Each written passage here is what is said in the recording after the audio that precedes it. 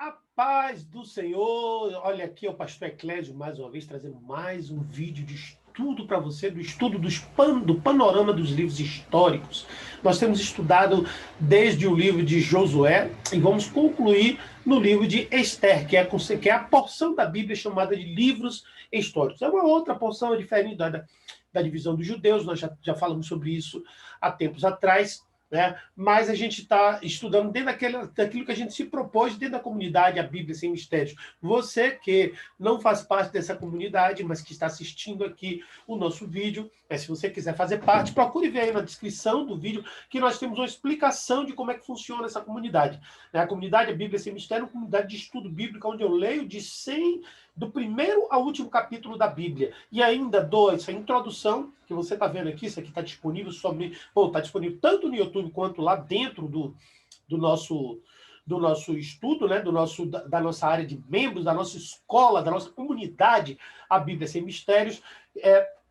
Você pode participar. Se você quer continuar acessando esses estudos, o que é que você precisa fazer? Só, mais nada. Você procura onde tem escrito inscrever-se e você se inscreve no nosso canal e marca o sininho que sempre que tiver um estudo novo, nós vamos disponibilizar para você. Alguns conteúdos da comunidade A Bíblia Sem Mistérios nós vamos disponibilizar aqui sempre para vocês poderem ter uma ideia do que acontece lá dentro. Porém, lá dentro é que o negócio é bom mesmo. Lá dentro eu tenho uma leitura de capítulo por capítulo, explico um por um sobre a perspectiva judaica, sobre a perspectiva grega, sobre a perspectiva do povo de Israel e sobre a nossa perspectiva, como aplicar isso à nossa vida, capítulo por capítulo. São aulas de 30, 40 minutos, mais ou menos. Mas eu não vim aqui falar sobre a comunidade, eu vim falar aqui sobre o panorama do livro de Esdras. Se você quiser fazer parte da comunidade, já disse como é que é, certo? Clica aí embaixo, veja aí, tem uma aula inaugural aí gratuita que você vai assistir essa aula, além das outras aulas que estão presentes aí. Se você procurar o estudo panorâmico, todos os estudos panorâmicos fazem parte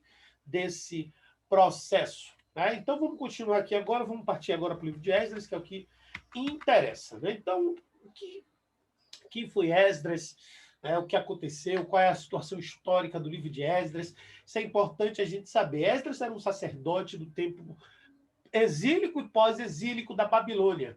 Né? Qual era a situação histórica da época? O rei persa Ciro, a quem Isaías se refere chamando de pastor e de ungido, está lá em Isaías 44, 58 e 44, 28 e 45, 1, promulgou no primeiro ano do seu reinado, que aconteceu mais ou menos 538 a.C., um decreto pelo qual os judeus exilados da Babilônia ficavam livres para regressar à sua pátria, levando consigo a tarefa de construir a casa do Senhor, Deus de Israel e que habita em Jerusalém. Já falei sobre isso, que os judeus chamam de Beit HaMikdash.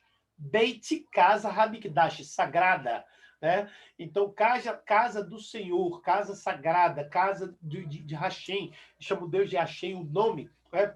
Então, quase 50 anos havia transcorrido desde o dia em que os caldeus, ou babilônios, incendiaram o templo, derrubaram os muros de Jerusalém e queimaram todos os seus palácios. Você vai encontrar esse relato em 2 Crônicas, capítulo 36, versículo 17 a 19, que diz assim: naquela ocasião, a maioria dos que conseguiram se salvar foram levados cativos à Babilônia. Não todos, alguns ficaram lá em Jerusalém, mas a maior parte foi para lá, para a Babilônia. Né? E a partir do ponto em que os livros dos reis e dos crônicas encerram sua narrativa, os livros de Esdras e Neemias retomam o fio da história de Israel.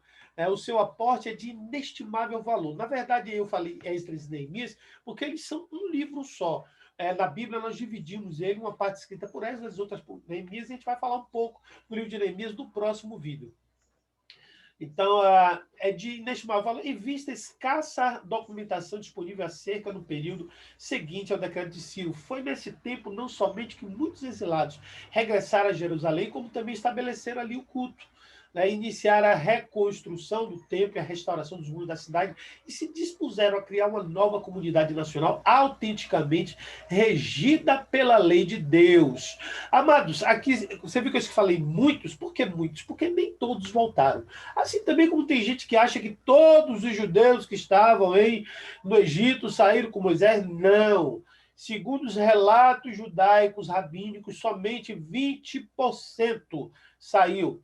né? Então, foi uma quantidade muito pequena. Então, a primeira sessão do livro de Esdras, certo? Que ele é dividido em duas sessões, uma do capítulo 1 ao 6 e outra a partir do 6, oferece uma detalhada informação sobre o tempo em que se seguiu ao retorno a Jerusalém dos exilados judeus. Sob a supervisão e direção de Sesabá e Zerobabel, né, os repatriados levavam importantes riquezas. E o que é mais significativo, os utensílios da casa do Senhor, os quais Nabucodonosor tinha trazido de Jerusalém. Isso era mais importante para eles, né? Contudo, a alegria do regresso foi efêmera, pois não tardou muito a aparecer os problemas e as dificuldades. Em certo momento, chegou a aumentar tanto, que o desânimo entre os trabalhadores, que até a reconstrução do templo foi suspensa. Está lá no capítulo 4, versículo 24.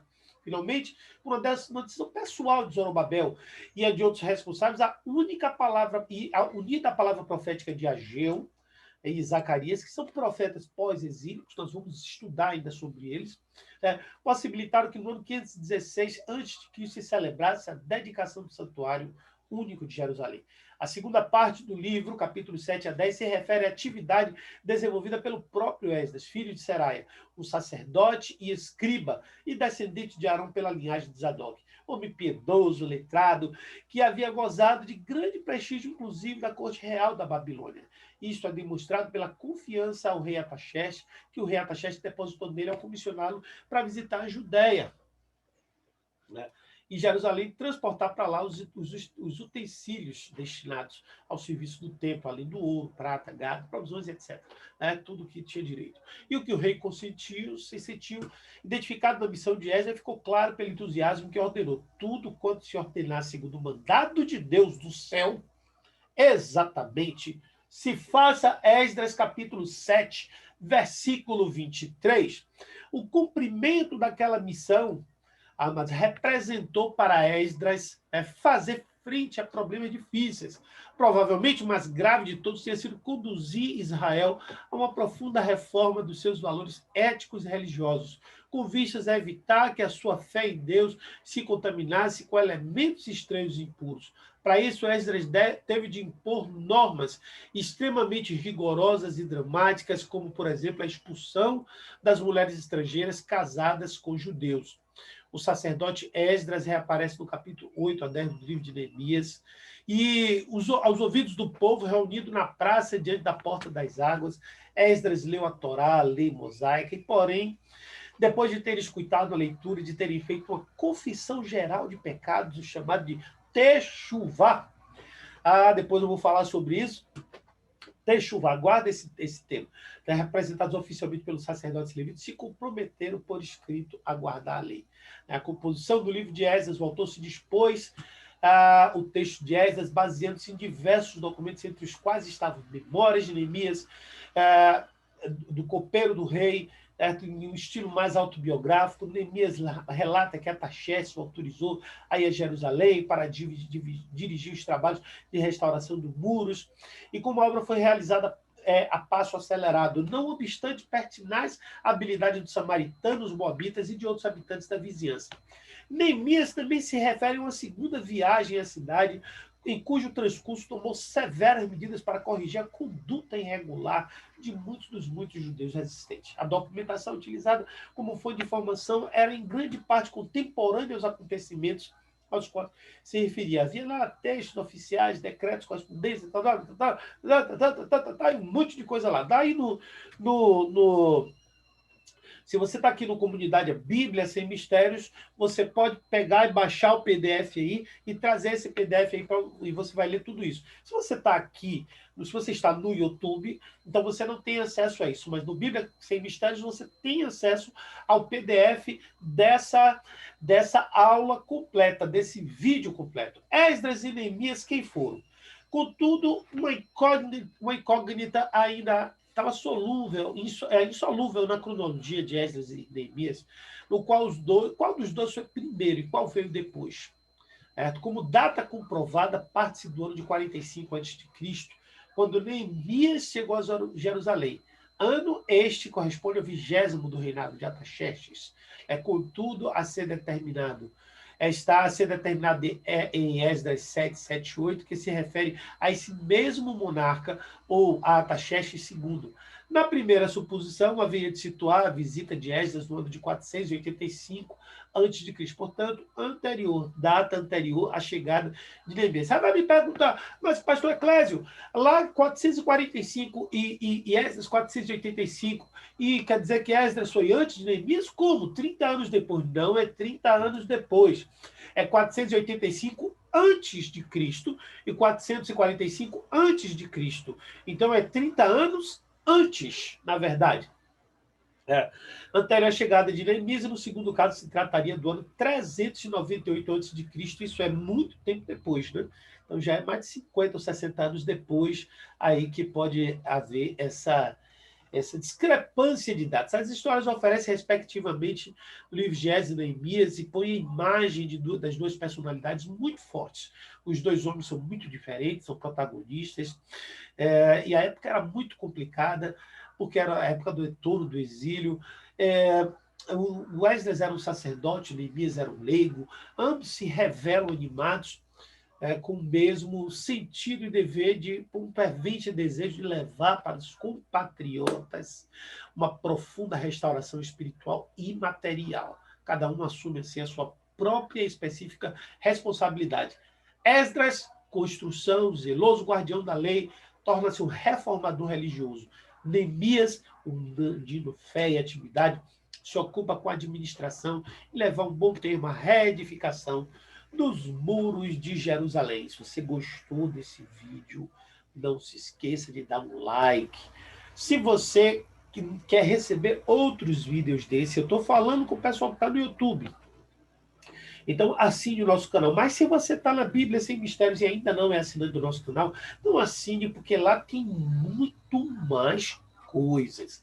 Lá tem oração todo dia, lá tem leitura de provérbios, lá tem estudos fantásticos. Agora mesmo estou preparando um estudo sobre a outra esposa de Adão. Você sabia que Adão teve uma esposa antes de Eva? Pois é, vou gravar um vídeo lá e vou deixar lá. Tá certo? Isso é o que dizem, não sei se é verdade. Você vai saber se é verdade ou se não é verdade.